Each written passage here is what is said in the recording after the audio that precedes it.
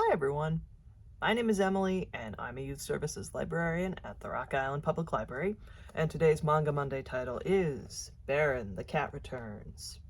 And this is kind of a backlist bump because this is a character that first appeared in the Studio Ghibli movie Whisper of the Heart.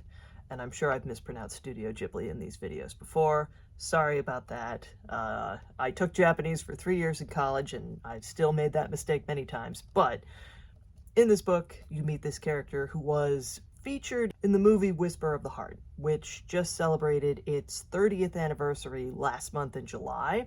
So that's why I figured, oh, I should talk about this because Studio Ghibli Fest is this thing every year where they bring back different Studio Ghibli movies into theaters.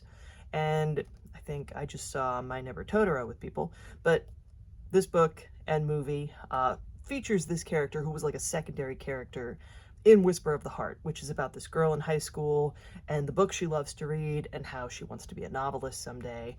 And so I guess in looking at this now, I kind of take it as a story that maybe that protagonist wrote. But in this story, you get this girl named Haru, and Haru lives with her mom, and one day she sees this cat just standing in the road about to get hit by a vehicle. And so she steals her friend's lacrosse stick and uses it to scoop up the cat and flip it out of danger. And so the cat turns out to be the son of the king of cats. And because of this, Haru pretty quickly, at first she thinks, well, that was a weird dream because this procession of cats pays her a visit. But then she starts getting these gifts and she starts experiencing strange things that eventually lead her to the cat office, where she meets the Baron. And he explains that the cat kingdom is actually a land of eternal life. And this is important to Haru because it turns out she had a pet cat as a kid, and this cat's name was Yuki.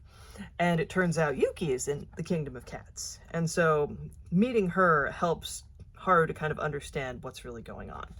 And, here's the Prince of Cats. It turns out he and Yuki are in love and plan to get married. But the king of the cats has a different idea.